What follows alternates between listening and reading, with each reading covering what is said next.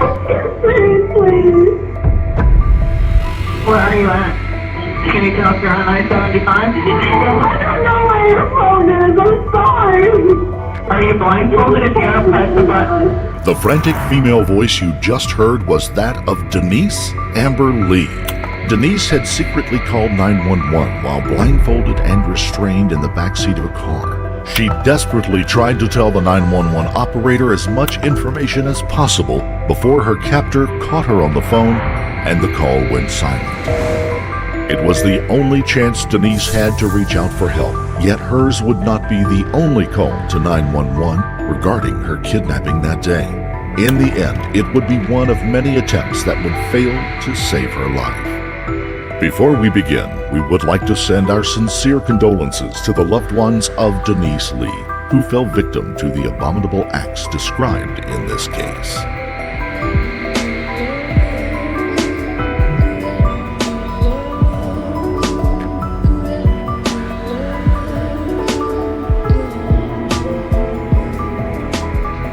Meet Denise Amber Lee, a 21-year-old woman who was happily married to the man of her dreams and was raising 2 children whom she adored. Denise met her husband, Nathan Lee, in high school. Their love for each other grew rapidly, and soon after graduation, they married.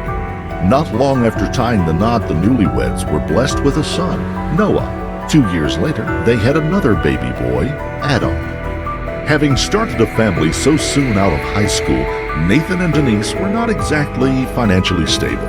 Denise was a stay-at-home mother, and Nathan had to work 3 jobs just to make ends meet. Still, their financial burdens did not interfere with their family's happiness. We were going through what most people would say some tough times. We had 2 little kids, and we were young.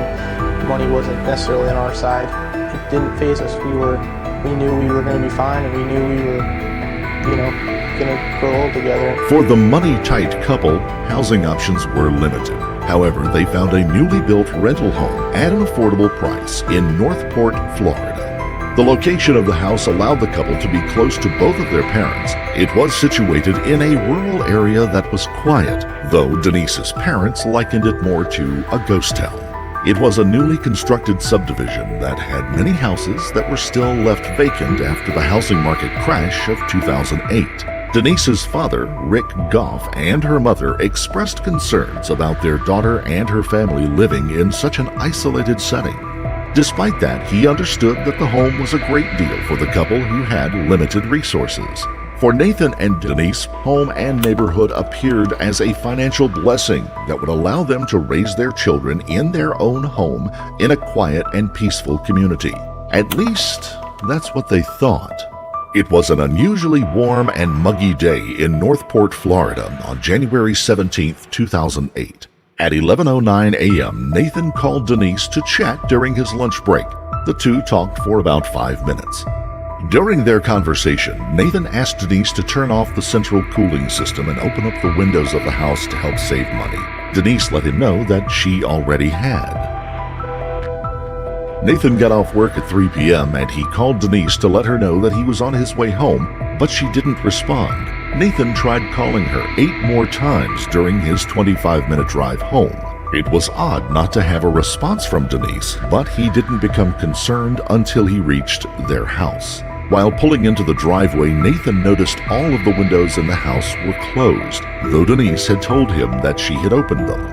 Upon entering the home, he found no sign of Denise anywhere. A check of the children's room revealed that both were sleeping in the same crib together, something that Denise had never done before. He found Denise's phone, keys, and purse still in the house. Despite the heat, the windows of the house were all closed but not secured. Another odd observation. After thoroughly searching for Denise in the home, he found no trace of her. Nathan became highly concerned. Nathan immediately called 911. The call was made at 3:29 p.m. Northport emergency?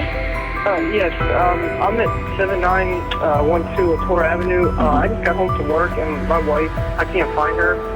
My kids were in the house and I don't know where she is. I've looked every single place. everything looked normal. It's just the only thing that wasn't normal was the fact that obviously Denise wasn't there. After getting off the phone with the 911 operator, Nathan called his father-in-law, Rick. Rick was a police sergeant with 25 years experience at the Charlotte County Sheriff's Office. Rick was expecting a call from Denise and Nathan because he had invited them to come over for dinner that evening. He had called and left a message on Denise's phone. Rick, however, was not expecting the news he received. Nathan informed Rick that he had called 911. Having 25 years of experience in law enforcement, Rick understood the often lack of attention given to reports of spouses suddenly going missing. He made it his mission to convince the Northport Police Department running the investigation that his daughter was the missing person and that it needed to be given immediate attention. Rick also reached out to his chief and co-workers at the Charlotte County Sheriff's Department, pleading with them to do all they could to help him find his daughter. They were more than happy to lend a hand.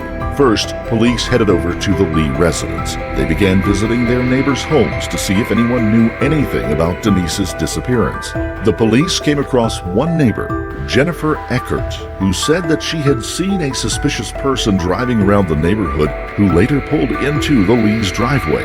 Jennifer provided police with a description of the vehicle, a green Chevrolet Camaro.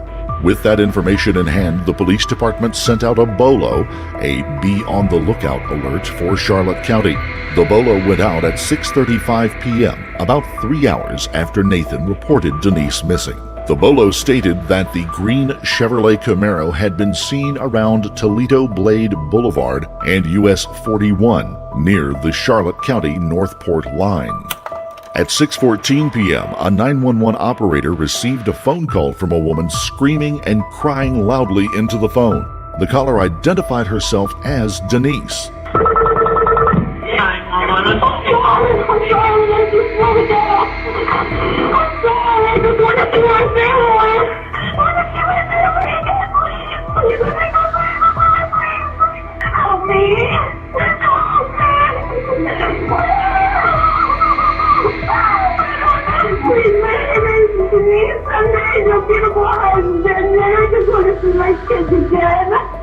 Rick and Nathan were informed of the disturbing 911 call, and they asked to listen to the recording to verify whether or not the caller was in fact their Denise.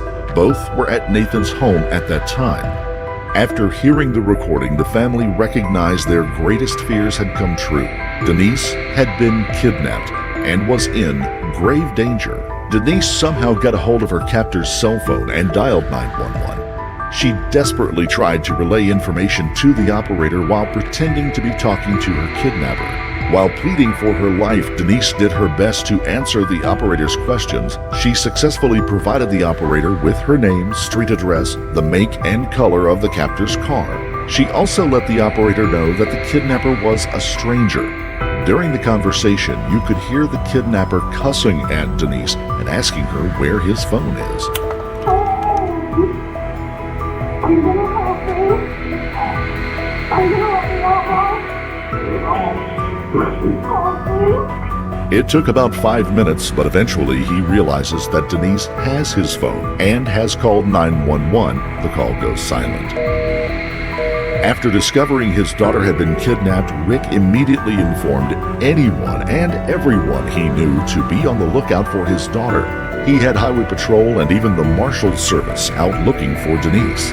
Since Denise had the opportunity to call 911 using her captor's cell phone, Nathan was confident that the police would be able to track down their location using that phone. Unfortunately, the phone belonging to the kidnapper was a cheap prepaid cell phone, also known as a burner phone. This style of phone does not have the GPS tracking device that allows police to trace its location. The police were able to obtain pings from all of the nearby cell towers, which let them know that they were at least close by. Though useful, it was not enough information to track down Denise. Still, using the cell phone number, police were able to identify the owner of the phone, Michael King. Neither Nathan nor Rick recognized that name. 9 minutes after the 911 call, another operator received a call from a girl by the name of Sabrina Muxlow. And the girl came out of got out of the car, and my dad's cousin went and put her back in the car when she got out. Okay, where's your dad's house? It's in Northport. Where would he be going with this female? He came over to my dad's house, borrowed a shovel, a gas tank, and something else. Sadly, at the time of Sabrina's call, Denise was only 4 miles away from the home. Not long after Sabrina's call, a 911 operator received a call from a woman named Jane Kowalski.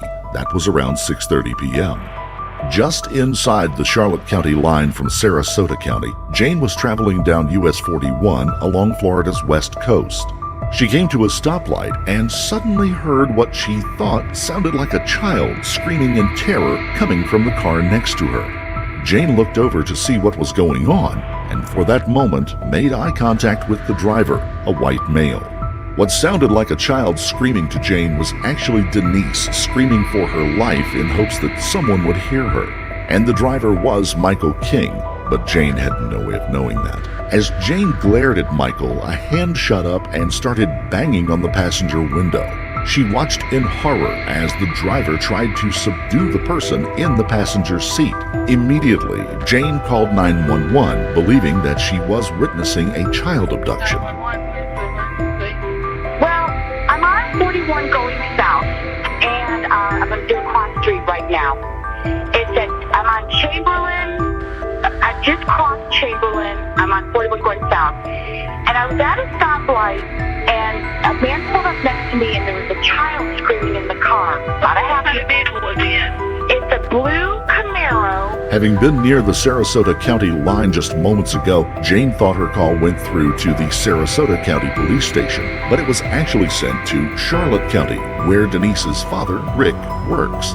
Jane did her best to stay with the driver and even attempted to get the license plate on the car while speaking with the operator. However, the operator was distracted and slow to respond during the call.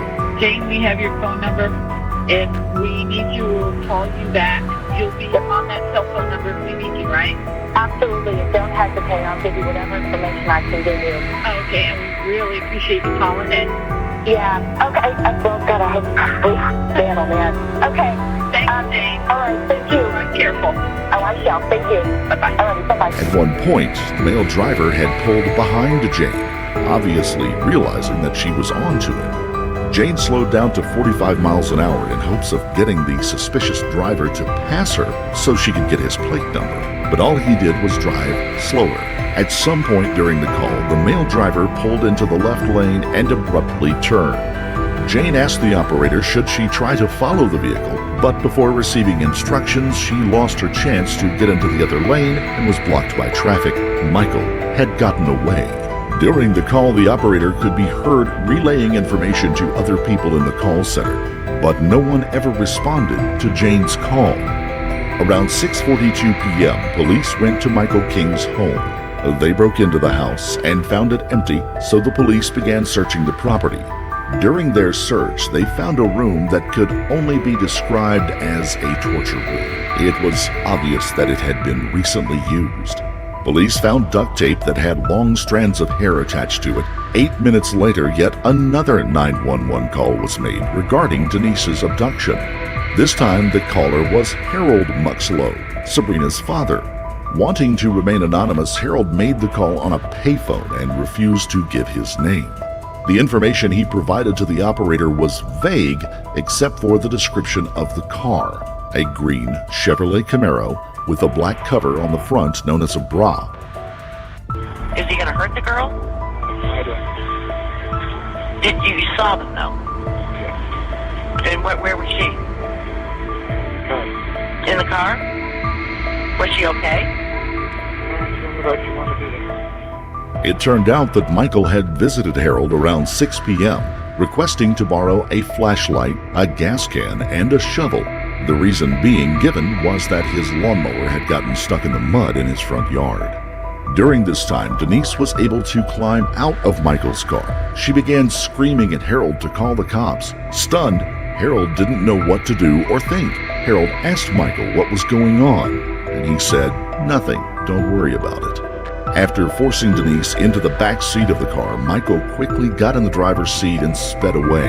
Harold knew his cousin had a history of bad relationships, so he initially chalked it up to a minor domestic dispute. Still, he was concerned.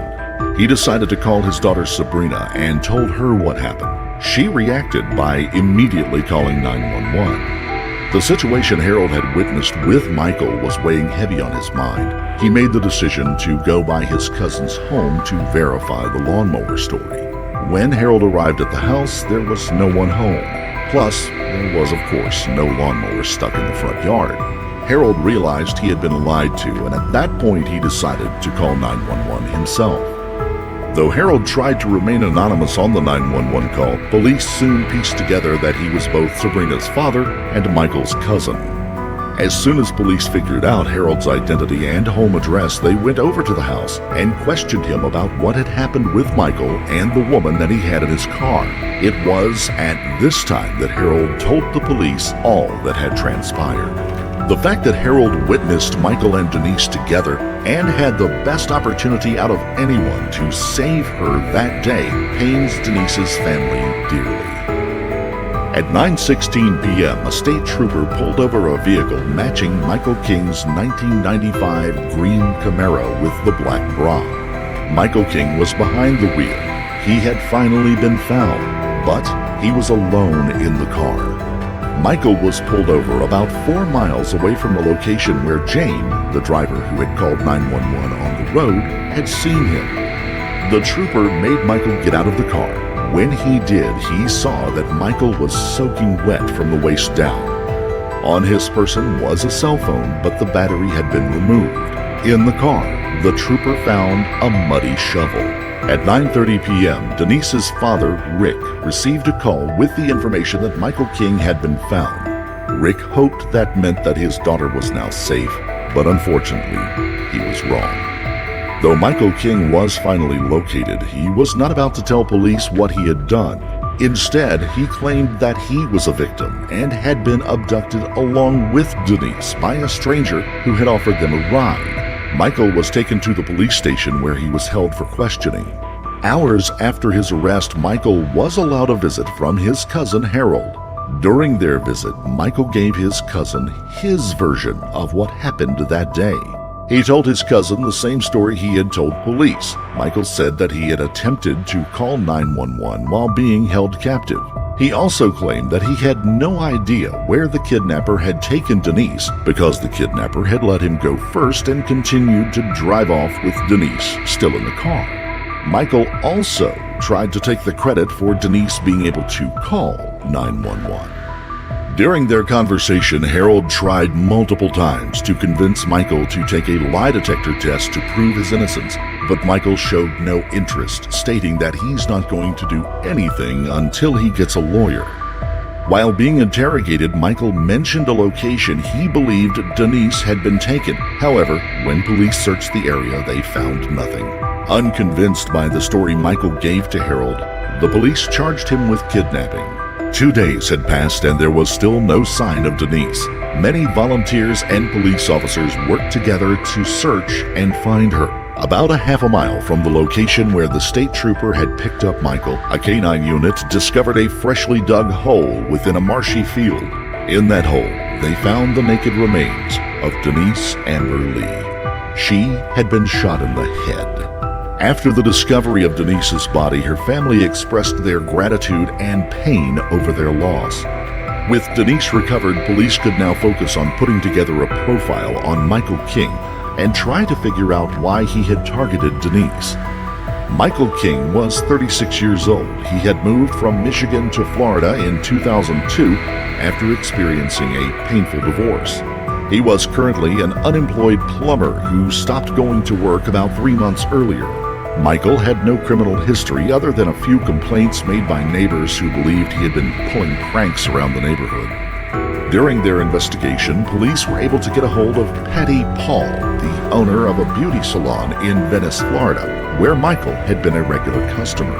Patty described him as a quiet, modest customer, except for one disturbing visit where Michael had brought a girl with him who he said was only 15 years old. At first, Patty said she assumed the girl was a relative of his.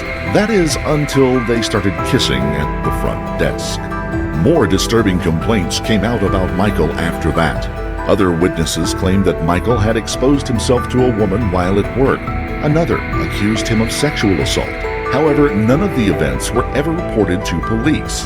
It was also discovered that Michael had spent 2 hours at a local gun range just a little while before he was seen pulling into Denise's driveway. After a few days, Jane, the woman who had believed she was witnessing a child abduction, called the Northport Police Department after recognizing Michael's picture on the news. Jane told them that that was the person she had called about when she thought she had seen a child abduction, but now realized it was Michael holding Denise down in the car. She wanted to know if they needed her to provide any further information, but no one at the Northport Police Department knew anything about the call that she had made, as it had gone to Charlotte County. More so, no one at the Charlotte County Sheriff's Office, where the call had been routed, knew about her call either, because the dispatchers had never sent it out. For the next 2 days, Jane kept calling the Northport Police Department until investigators finally managed to find records of her 911 call. During an internal investigation regarding Jane's 911 call, it was discovered that the operator who took the call realized that the call could be related to Denise's kidnapping. However, the operator never entered the information about the call into their computer system. All she did was shout it out to dispatchers across the aisle. The dispatchers who had heard her never sent out the tip. They claimed the chaos of that night was overwhelming, and they forgot. To add insult to injury, multiple deputies were stationed near Michael's location at the time of the 911 call from Jane. In a sworn statement, one deputy said that he parked alongside Toledo Blade Boulevard at 6:35 p.m., which means Michael could have driven right past him, with Denise still screaming for her life in the back seat. This information weighs heavily on the friends and family who lost Denise. The sheriff of Charlotte County, John Davenport, refused to admit that his department was to blame for the missed opportunity to save Denise while she was driving down the Toledo Blade Boulevard. Instead, he said the chaos caused by the emotional stress of looking for one of their own in another case was the reason why Jane's call was neglected.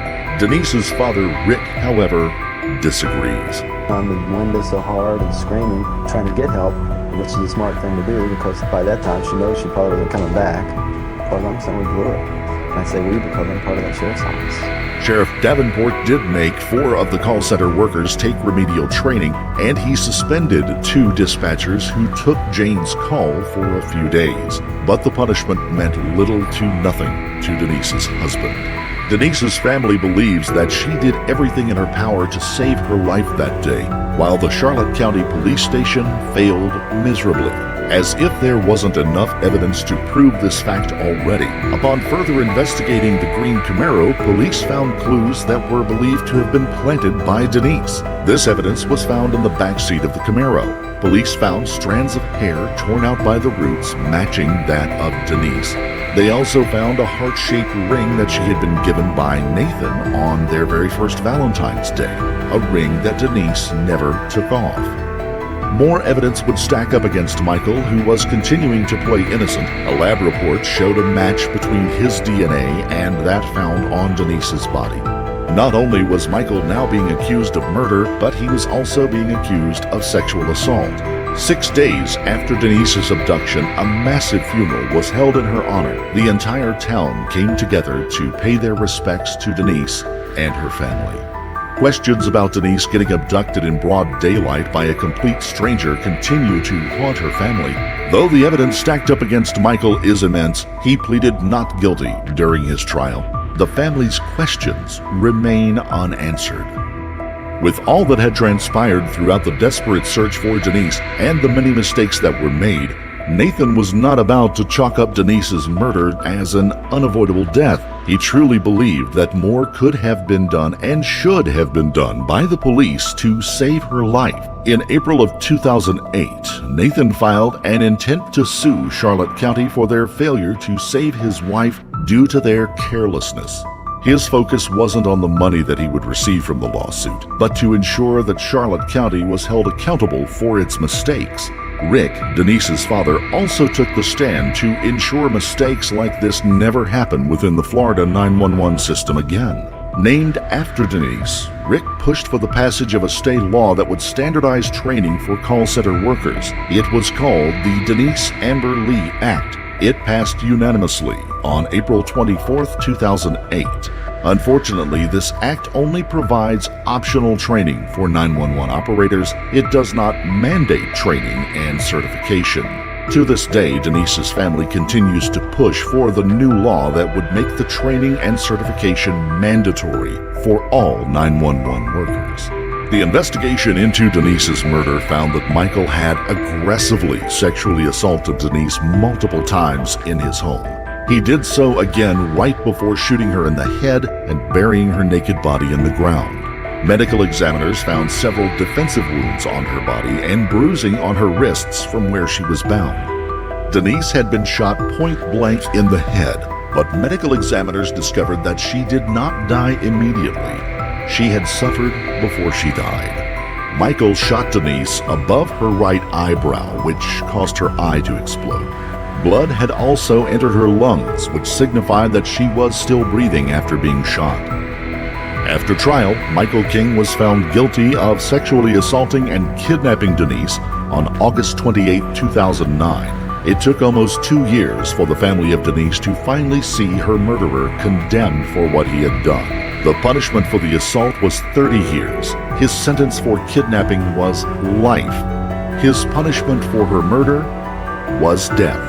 Though it was believed that Michael's death sentence would be carried out swiftly, he continues to sit in the Union Correctional Institution in Rayford, Florida. As of now, there is no indication whether he will actually be served his death sentence. The Charlotte County Sheriff's Department failed to help save the life of Denise Amber Lee. Now the justice system may fail to provide Denise and her family with the justice they deserve. If you found this case compelling, don't forget to like the video, comment down below your take on it, and please subscribe to the channel. We appreciate every subscription. Also, hit the notification bell in order to stay up to date each time we reveal a new shocking case. Until next time, stay safe and keep your eyes peeled. You never know what's lurking in the shadows.